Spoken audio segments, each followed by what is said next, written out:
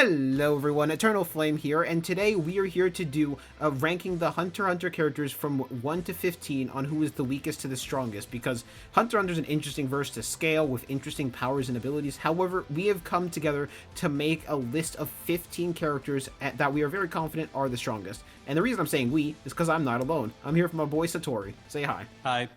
Alright, so we are going to go through each of the characters in Hunter x Hunter and rank them from the strongest to weakest based on our perception and how we scale them and how they compare to other characters. Though we also are going to have a few honorable mentions as well. And yeah, without further ado, let's get into the list and start with the first honorable mention, which is Razor. So Razor is pretty impressive in the series because he's able to push Hisoka a little bit in the dodgeball game, and then Finks considers him impressive when they arrive with the Phantom Troop on the Greed Island from real life. Yep. They figure out it's not fictional. And then the main reason Razor is on the list, or near the list, honorable mention, is because he does this while being nerfed, because he's spreading his aura all throughout Greed Island to control all the cards and all the spells and what they do. So imagine if he wasn't doing that, because when he splits himself or his aura into several puppets in the dodgeball game, he gets substantially weaker. So imagine if he just retracted all of the aura he's spraying throughout Greed Island into his body. He would actually be kind of a beast. Yup, and he was also able to push Hisoka back with the puppets still active. He still had the puppets active at the time he pushed Hisoka back in the dodgeball game. Just, Razor is a complete and absolute animal, and it's a shame we never got to see the full potential of this man, but at the same time, if we did, there are not many characters that I think would actually be able to beat the full potential of the dodgeball king, of the gym teacher personified Razor. Yep. Honestly, now I'm just imagining Razor in the Chimera Ant raid, and he performs domain expansion, creates a dodgeball match, and it goes up against Yuppie or Poof or something. Yuppie would have so much fun with that too. Yeah, Yuppie would be throwing dodgeballs with all his arms, and the puppets would be catching them and throwing them back. It'd be a fun game. A fun little filler thing if we could ever get that, but we won't. Anyways, next character we're going to talk about is Kite, but we're not going to talk about the version of Kite that fought against Pito. We're going to talk about the version of Kite that's even stronger than that, Chimera Ant Kite. Yeah, so this is a weird one. This guy could maybe make the list, but he's just not really proven himself. Because Kite in general is pretty strong. He's able to one-shot Chimera Ant squadron leaders and officers. Granted, they were without Nen, but he's just casually one-shotting them. He's literally beating them with no difficulty whatsoever. So even if they had Nen, I doubt that they would give Kite too much trouble. So then you have this guy who is able to do this, and he gets upgraded and reincarnated as a Chimera Ant, which we know Chimera Ants are basically always stronger than humans, just base to base. They have more durable, stronger bodies. Yep. So imagine this Kite, and you can get into this too. Kite in his human form also faces Pito, and what does Pito think about him? When Kite fights against Pito, right? Kite ends up losing to Pito, but Kite fights Pito for a long time. It's implied that they fight them into sunrise. But B, and this is the more important thing, when Kite fights against Pito, Pito decides to commemorate him and creates a new technique to make him into a puppet so she can fight him again. Kite is impressive as all living hell. Now, the thing is, this is a Pito who just freshly unlocked their powers and just started to learn how to fight. So we don't know how strong this Pito is, but it's still the strongest of the royal guards that Kite is able to fight and press for an entire day nonetheless, and impress them to the point where they're just like, okay, I'm gonna fight you again after I create this entire new ability to turn you into a puppet out of boredom so I can fight you again.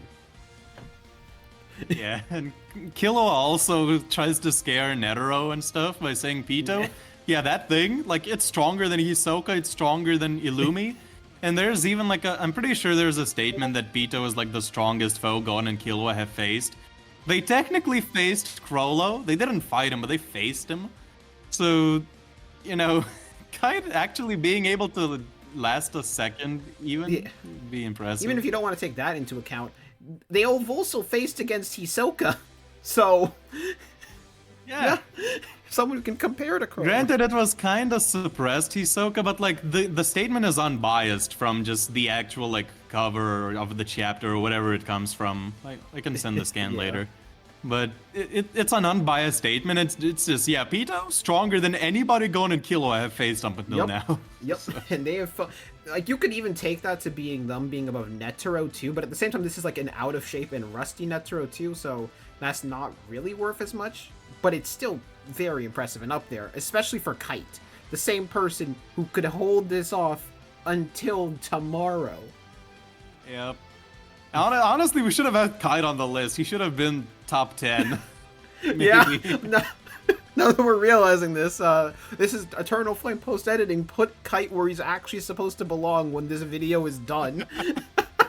Yeah. Okay, anyways. Now we can actually start and get into the top 15, which the first person we have on our list is Phaeton. And Phaeton is, like, decently impressive. He's able to fight against his Zazan in an like non-armored Zazan in his base form when he's still rusty, and by the end of the fight he unrusties himself, and like he's just getting stronger and stronger and faster as they go on. But his real power comes from the Pain Packer against armored Zazan, which I'll let you get into. Yeah, so Zazan, as we know, is a squadron leader. She's pretty strong. And when she rips off her tail, she technically performs an end sacrifice, like in a similar way that Gon did, where Gon sacrificed his lifespan and potential and all that for power. She sacrifices her beauty, and beauty to her is very important. She also sacrifices her tail, which is her main method of creating more Chimera ants. So she is sacrificing two very substantial things to her, and she's basically giving up creating her own Chimera ant colony, which was her entire goal.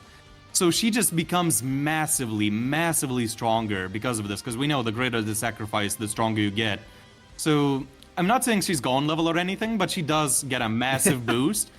And Phaeton, with just a broken arm, summons the sun and one-shots her damn near instantly. So, well, not instantly, but like very quickly. It's like a minute or so, not more than that. And she just dies. Zazan legitimately can't stand in Phaeton's presence. They can't breathe because of how hot it is. Phaeton is that powerful in Pain Packer, and that's just from breaking his arm. All of the Phantom Troop run away as soon as they see Phaeton, because they know they will die if they stay with him. They had to run and duck for cover, and Phaeton could just one-shot a amped up squadron leader like Zazan, and it's impressive. Phaeton is a god. Yeah. But that is with the Nen ability, and if someone is fast enough to like blitz and one-shot him, then it wouldn't really matter that much. But still, it is an insanely impressive feat for Phaeton. I'm not taking that away from him. And it like you said, it's just a broken arm. Imagine if he got some ribs broken and maybe a cracked bone in his leg and maybe some bruises on his cheek on top of that or something. Like, imagine what the final form of the Pain Packer could be. Anyway, we're gonna move on to the next person on our list, which the next person on the list is the current patriarch of the Zoldyck family. The man, the father of a lot of the Zoldyck family assassins, Silva Zoldyck. And his entire main big feat that he has is being able to fight against Crollo in hand-to-hand and one-shotting a Chimera Ant squadron leader by jumping down from the sky and landing on them. Yeah, a squadron leader that had been amped by Pito and Poof as well, because they received abilities from him. So that is a very strong squadron leader, and Silva just one-shots him. And like you said, he can fight Crollo, but the main thing that's keeping Silva kind of low on the list is that Zeno specifically instructed Silva to kill both him and Crollo, and then Silva goes in for the kill shot. He throws those two death balls that he has, and Zeno and Crollo come out unscathed after that. Well, they do have some damage, but they're not really that damaged. Like, they don't have any broken bones or any cuts or anything like that.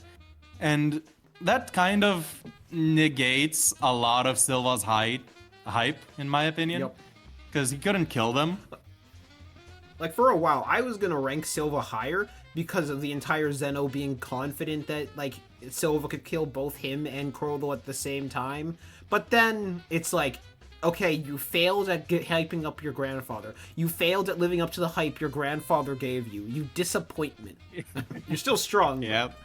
And it's like, maybe you could argue he knew Illumi would kill the Dons or whatever, but no, he didn't. Like, the call was kind of a surprise, so he wouldn't They really both have... were just trying to kill. Yeah, he wouldn't really have any reason to not go for the kill here, unless he's, like, sentimental, doesn't want to kill his grandpa, but I don't think that's Silva's style, because he's Silva, he's a Zoldyck. He was prepared to kill his grandfather. I really doubt that was the plan, or really doubt that's what happened. Yeah. Besides, like, the funny thing with Silva, too, is, like, Zeno tries to prop him up, and then Silva fails. I just imagine after that, Zeno just walks up to Silva and he's like, "My boy, have you been skipping out on training?" Like, my boy, are you feeling bad about your Killua leaving? Get back to training, you failure. Yeah, pretty much. But okay, you're not dogging on Silva, I love him, but he just doesn't have enough showings. Cool, but yeah. Unlike the next person on the list, who surprisingly has enough showings, even though he died in the first and only, well, he fought two people. He fought two groups. The next person on our list is the physical brute of the Phantom Troop, Uvogin.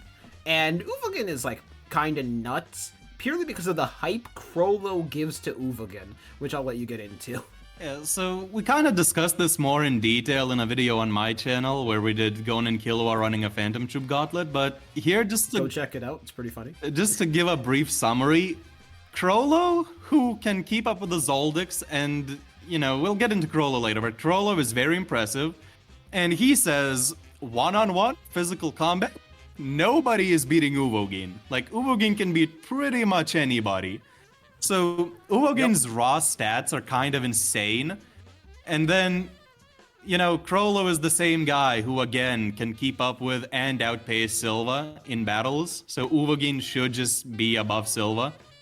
Uvogin literally tanks an entire rocket being fired at him, fights against a bunch of people, tanks their gunshots, and he's just having the time of his life, takes out a sniper with his tooth, and then fights a 4v1 against Nen users, and beats them all. This man is insane. I'm pretty sure he beats one of them with another tooth, right? Yeah, he like bites off a part of one Shadow Beast's skull and then spits it at another Shadow Beast, and they just both die like that. Like, it's actually kind of insane.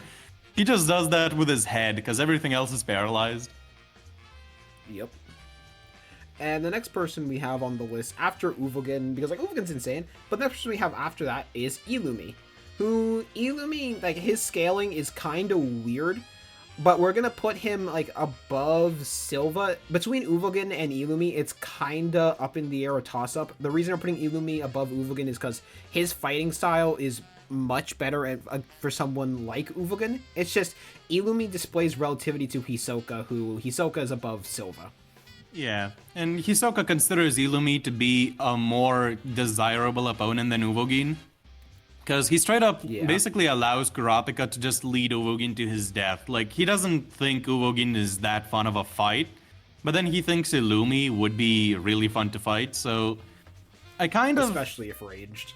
Yeah.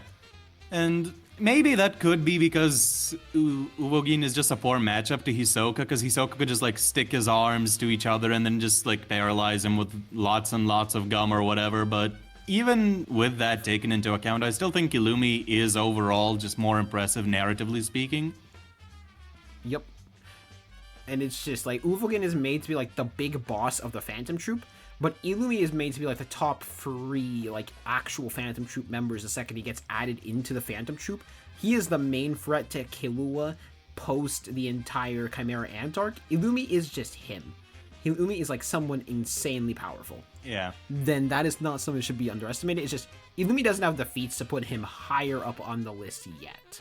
Or higher than the next person who's above him. Yep.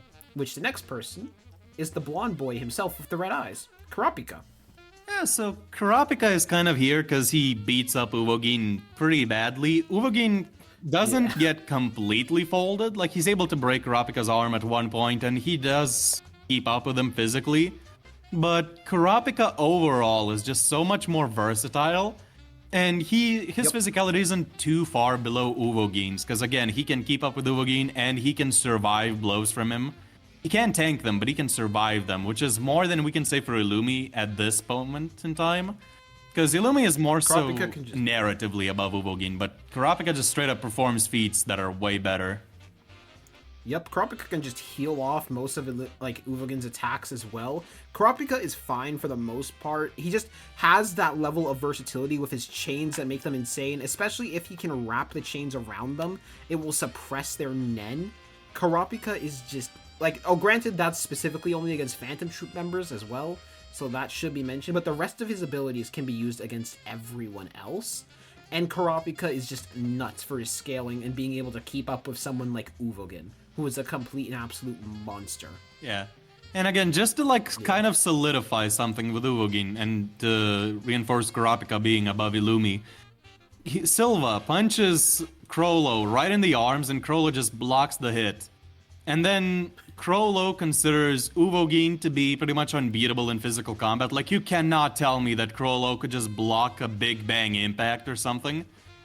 But then Kurapika actually does kind of block a big punch from Uvogin. And, like, granted, his arm breaks, but he survives it and he heals it right after, so, you know. Yeah, it's like, it's not that much of an issue for him. Yeah. So, yeah. We're going to move on to the next people on our list, which I think we have to talk about all three of them together, because all of them scale off of each other, which is Zeno, Hisoka, and Crollo. Yeah. So, Zeno, Hisoka, Crollo, they just, like you said, they all scale off of each other. Crollo is definitely the strongest Phantom Troop member, because he's stated as such in the data books, and he's also said to just only show up to the battlefield when the rest of the troop is in danger or outmatched. That's when he steps in. That's when the big boss, the dad, comes to clean up the children's mess, you know? So, Crollo is just that guy. Hisoka blatantly keeps up with him physically, and even, like, kind of outpaces him at a couple points, and especially durability and attack potency-wise, Hisoka is greater than Crollo. Because he tanks a bunch of attacks from Crollo, and then a singular blow from him can, like, kind of make Crollo bleed. So, physically, Hisoka is above Crollo in terms of strength, but Crollo just has so much versatility and such high battle IQ. And the thing about Crollo versus Hisoka is Crollo wanted to make sure that he 100% won that battle. Like, he just wanted there to be no chance whatsoever that Hisoka could win. So, in an actual encounter, he would fight differently than he did in their actual fight. He wouldn't let himself get hit as much, and, you know, I think it would be a close battle either way. Because Hisoka also, when he gets reincarnated, like post-mortem Nen, he still considers Crollo to be a worthy foe. He still wants to fight him one-on-one. He just kind of says, oh yeah, I shouldn't have let him get prep time on me, but he's still very impressive. I still want to kill him. So, yep, that's pretty much those two. And do you want to get into Zeno? I'll get into Zeno, yeah. So it puts, like, some respect on Zeno and Crollo, because I know some of you guys are going to say Crollo fought Zeno and Silva 2v1, so why is Zeno in the same spot as them? Zeno was able to hold his own against Crollo really well in a direct 1v1 matchup, even to the point where Zeno can pin Crollo down in order to try and make it so Silva kills them both at the same time, even though Silva failed. And also, Zeno is trusted by, what's it called, like a Netero to come with him against the Chimera Ant, like, Palace invasion. Pito does see Zeno and, like, senses his aura, and then she gets excited about Zeno and about fighting him. So yeah, that is also kind of impressive, because again, like, the only other person to replicate that is Kite, apparently.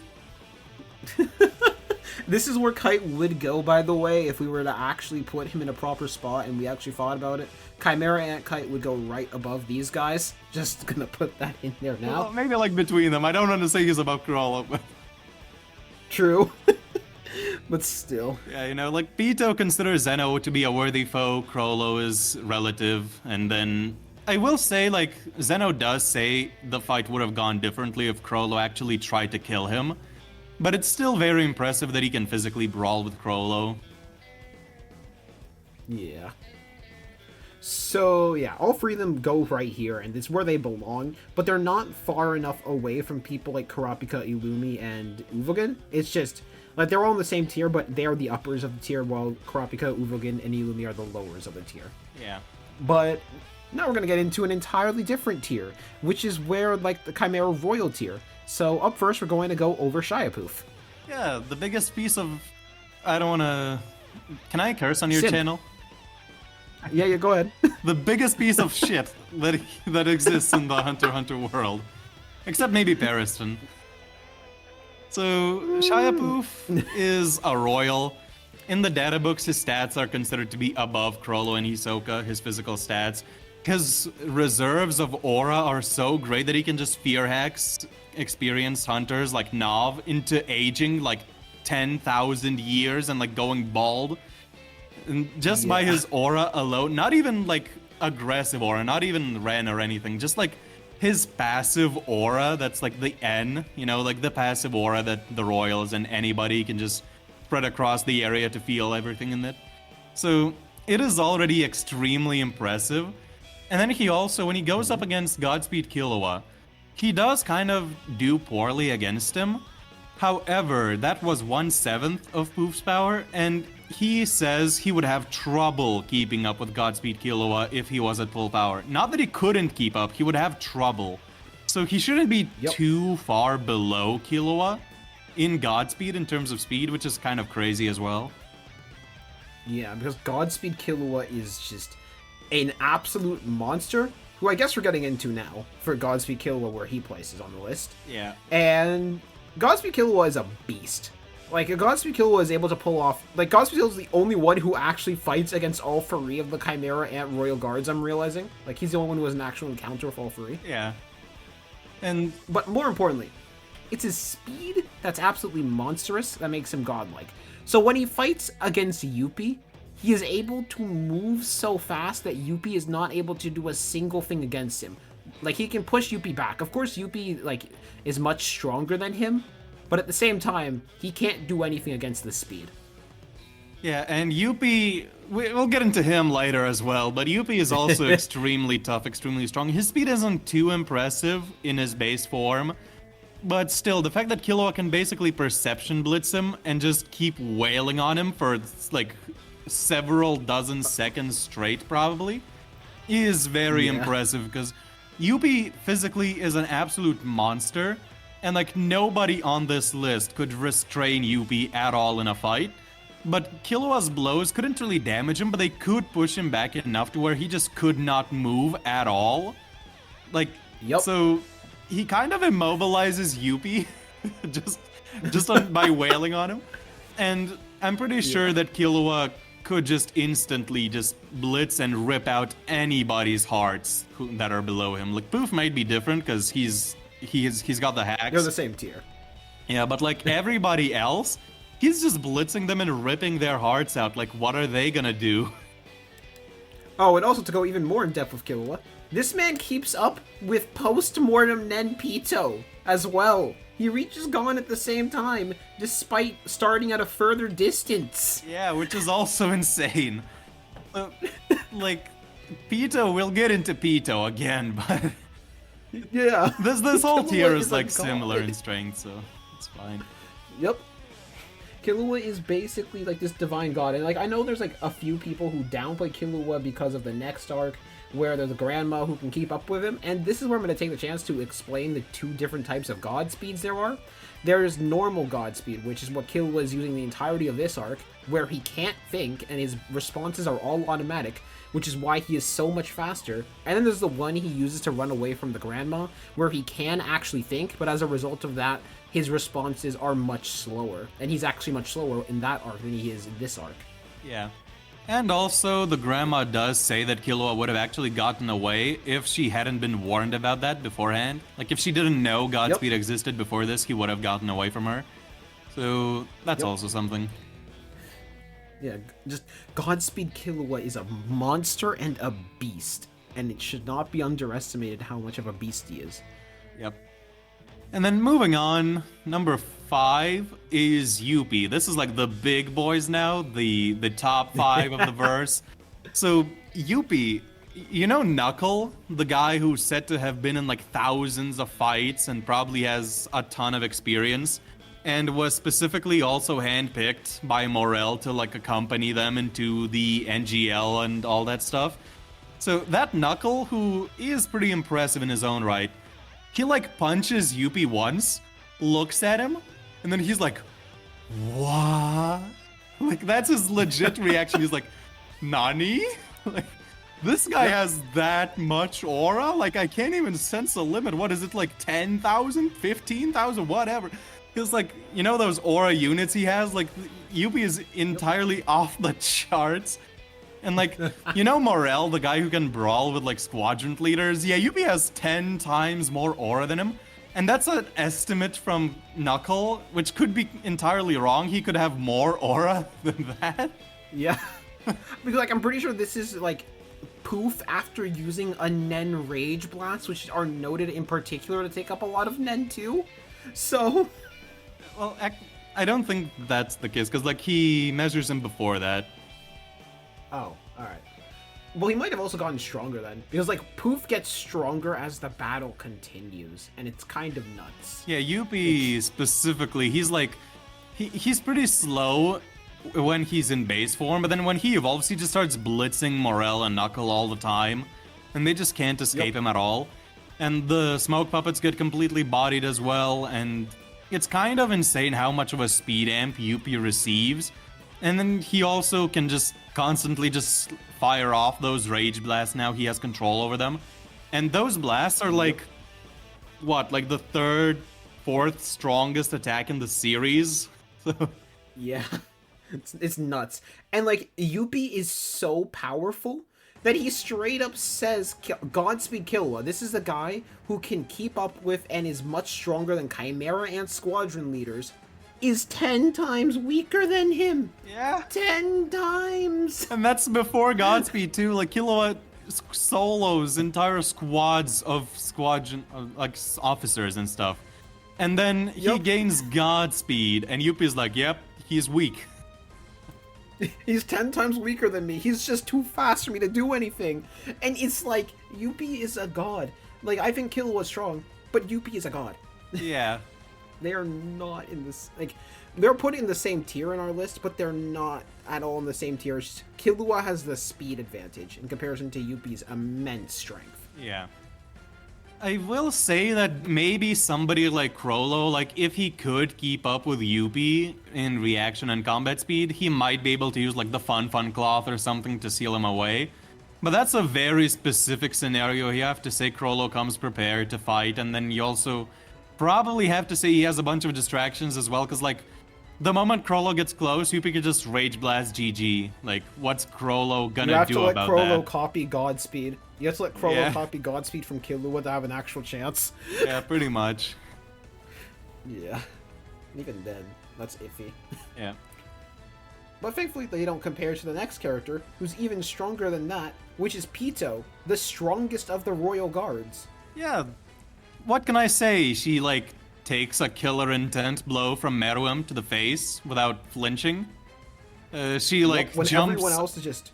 Yeah, she just jumps over an enormous canyon in, like, an instant and blitzes Kite so badly. Like, she chops his arm off and stuff. Like, what else can she do? She sees Netero in the sky, senses his aura reserves, and goes, yup, I can fight this guy. And then takes no damage from an arm of Netero, who we'll get into Netero later, but just know Netero is an absolute unit, even in base, even without the Guanian. He is an absolute monster, and Pito just tanks a blow from him with no damage sustained, which, by the way, Meruem, when he was caught off guard, he bled from his mouth after one of those blows. Granted, Pito was prepared for the blow, but still, it's actually kind of insane. 100%. And to give Pito even more credit, remember when Meruem hit Pito? Yeah, Yuppie was sent flying, Poof was sent bleeding, but Pito was fine, and, like, Meruem directly thinks, I was trying to kill you, you are strong. Like, not me strong, but still strong. And furthermore, when Gon transforms into their adult form, Pito directly states they can rival the king, right? Pito, sure, yes, they don't, like, scale to adult Gon. Pito takes hits from him nonetheless, and doesn't immediately die to a Jajonkin. It takes several until they die. Yeah, like, Gon hits Pito with several Meruem level blows, and then he finishes the combo with, like, a Jijonken. And she just takes it, and she's immobilized, but she's still alive. She's still monologuing in her mind, like, oh yes, thank God that he didn't go up against Meruem. So, Yeah. Like, holy crap. Pito is impressive. Like, they're not as strong as the next numbers on the list, but Pito is stronger than every other Royal Guard, would probably be able to 1v6 Crollo, Hisoka, Zeno, and the other 3 people on that list, because I don't want to say all their names. And yeah. honestly, Pito, by herself versus everybody below her, like, Yuppie, Poof, and Killua might present some problems, but Killua's Godspeed is eventually gonna run out, and then nobody else is touching Pito, and then she's just kind of killing everybody over time, so... yeah. Yeah. And worst case scenario, they die, activate postmortem Nen. Goodbye. Even enormous boost, too. So. Yeah. So then... Pito is nuts. Yeah, so getting into the next character then, it's gonna be Netero, and... Yep. This man, even in base, he spars with Zodiacs, who are considered to be above Morel level, and Jing is one of those Zodiacs. So Netero would be sparring with Jing as well. And it's specifically implied, kind of, that Nen abilities aren't used in spars traditionally in the martial arts, that Netero uses them. Because when Bisky fights Beanolt, like the scissor guy, they fight without Nen abilities. And it's specifically implied that that's like the style of Netero that Netero created. So Netero, just barehanded, could be beating down Jing level people. And like all the Zodiacs who are more impressive than Morel, who is already Squadron Leader tier. And that's Netero when he's rusty. And then he regains his groove by soloing like 30 squadrons of Chimera Ants with their squadron leaders.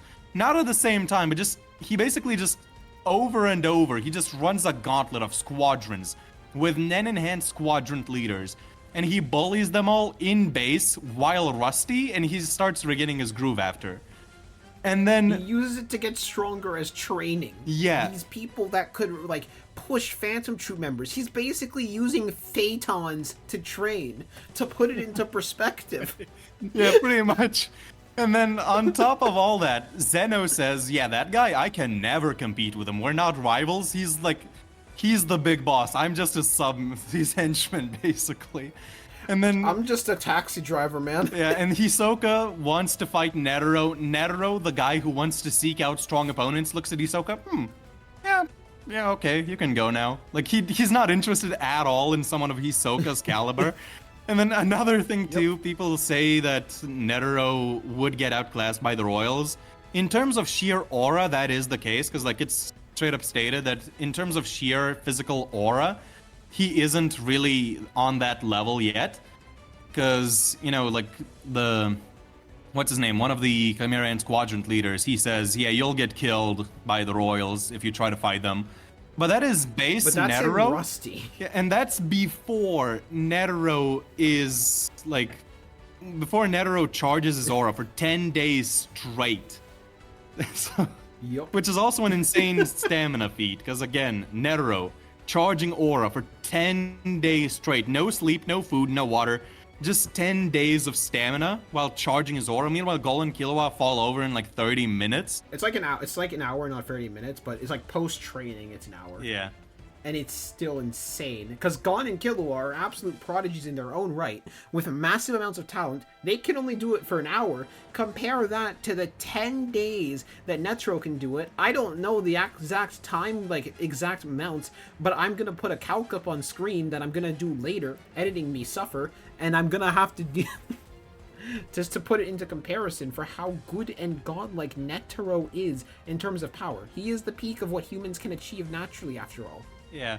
And then another thing too, he is like he has max stats in everything, and he is like the best enhancer in the series, which would put his just base enhancement above Uwo Games, who we already hyped up. And do you want to get into his speed? Because I've been talking for long enough. Like, do you want to get into his speed? Y'all know how I was hyping up Godspeed Killua, right, everybody? Well, Gon should be around the same speed due to being at Meruem levels of speed. It's very heavily implied he let Postmortem Nen hit, like, Pito actually hit him and take off his arm. So, like, Postmortem Nen Gon probably could have dodged it. Putting him around the same speed tier as, like, Postmortem Nen Pito, I feel is a very fair thing. Yep. Which also would put base Meruem in that speed tier. Netero can blitz that. Like, or at least Netero's technique blitzes that and forces Meruem to adjust, learn how to predict the moves so he can get to Netero. And he actually can make Meruem bleed with these strikes. Yeah, it was the first off-guard strike that made him bleed, and then after that, when Meruem's off guard, he does only feel an ache. But even then, like, you have Pito, who we hyped up earlier. She's looking at Netero while he's doing his attack, and it stated her perception of time is slowing down infinitely just so she can perceive him moving. And then it stated in the Meruem fight that Meruem could barely follow Netero's after image. And then Meruem needs to use his future sight-like prediction abilities from all of his matches with Komugi to figure out the slightest biases in Netero's movements just to go around his defense. Like, can you imagine that? It's nuts!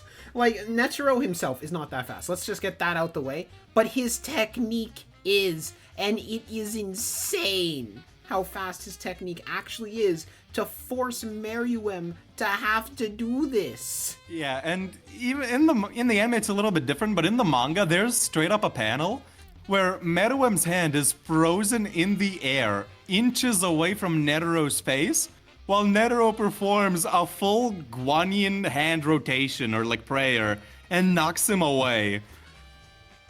It's nuts. And worst case scenario, Netero can always blow himself up. I'm kidding. Yeah, also, by the way, speaking of blowing things up, Zero Hand is possibly a one-shot increase above Netero's actual attacks, because Netero cannot damage Meruem whatsoever, but then he's still shocked when Meruem actually survives Zero Hand with little damage. He's like, even Zero wasn't enough, like, what the heck? So Zero Hand is just insane. Yeah. Netero is a god among men. Unfortunately, he doesn't match up to the random 13-year-old that decided to throw it all away. Gone. Yeah. So Gon... Because while I will say this, Gon is slower than Netero, and probably... Like, this is a really good matchup, which Satori's actually done on his channel, a video of Gon versus Netero. Do you still stand by that video? Yeah, I still stand by pretty much everything. Like, you can argue Gon could win, but overall Netero is also in the discussion to win that matchup. Yeah. Like, the thing about Gon is, right? Netero is only faster than Meruem. Gon can rival Meruem, as stated by Pito, and this is before Pito ever sees Gon do a Jajanken. This is just off sheer raw Nen pressure and physical muscles. And Pito later on confirms that they were glad that they used this power on them, implying it was most definitely a threat to base form Meruem to begin with. Which is nuts. Adult Gon is a monster and a beast that should not be underestimated. I don't think anyone else underestimates them. They're number 2 in the verse, after all. Yeah. You can make the argument that Gon's speed might be superior to Netero's. I've gone over that in the video. You can check that out. But overall, his speed, if he's comparable to Meruem, he should still be here. He might lose to Netero, maybe, if you think his speed is only Meruem level, because he doesn't have godlike predictions. But overall, his attack potency and durability are just so much higher than Netero. Like, it's fair to put him above Netero entirely. Because his speed, durability, and strength are, like, all in a league of their own. I guess speed not that much, but still. Yep. And then, unfortunately, he doesn't scale above the leader, the strongest, who you all were expecting to be number 1. I'm gonna stop, like, pulling your leg. It's post-Rose Merriwem. He's basically stronger than Merriwem, that rival gone. He has Yuppie and Poof absorbed into him, so everything that applies to Yuppie and Poof applies to Merriwem, but better. All of their abilities he can use, and he uses them even better than they do. Post-Rose Merriwem is just insane. Like, they are on a different tier entirely from what they were before. They have all of the Nen that both Yuppie and Poof had on top of his own. He is just nuts. Yeah, and even before this, he survives a nuclear bomb exploding point blank, which is the best durability feat in the series. And he also has the best destructive capacity feat in the series when he blows up a plateau. And he also has the highest intelligence in the series. And he also has the highest... You get what I mean. Like, he has the highest everything. Can you just imagine for a moment if he split himself up into dozens of clones like Poof, and then all those clones surrounded one person and started firing Yuppie Rage Blasts? Yep. Can you just imagine? She is a monster. He's a monster. Yeah. But number 0 is Tonpa. And Tonpa, the Rookie Crusher, he's never getting beaten. Even Meruem was born how many days ago? Like, he's still a rookie. Tonpa, the Rookie Crusher, he's crushing Meruem. He gets that 1,000,000%, like, Rookie Crusher amp, so he's just ready to fight again. Yep. He's gonna give Meruem some filthy juice. Meruem, too trusting, gonna drink it, gonna die. Yep. But that's about everyone we have for this list, and yeah. We're gonna see you all later. Hope you guys enjoyed the video. You have anything left to say? Maybe we should mention the, like, Maha, Zoldyck, Jing, those guys. Oh, yeah, right, yeah. Those guys, we don't have a place for them. They'd be on this list, but they're weird to place. Because, like, one survived the Dark Continent. We don't know how impressive that is, other than the fact Netero survived it. And one is called the top 5 Nen user, which we could say scales them above, like, normal Netero, but that's still a bit more up in the air, if I'm being honest. Yeah, it's really not that much. Like, Netero is God, pretty much, in the series. Like, it's confirmed several times in, like, the data books and stuff that he's the strongest. And he just downplays himself a ton. Especially in that conversation where he says, like, I'm not even top 5 anymore. I'm weak now. You, Morel, and Nav are on my level. Like, he's just being extremely humble in that conversation, because I don't think anybody thinks Morel is beating or matching up to Netero at all. Yep. But yeah, overall, that's the list, and yeah, let us know how we were wrong in the comments, I guess. Because that's inevitable. Yeah, I'm excited to see that. Yep. But that's everything we got to say. We'll see you all later. Peace out, everybody. Remember to check out Satori's channel. Bye. Goodbye.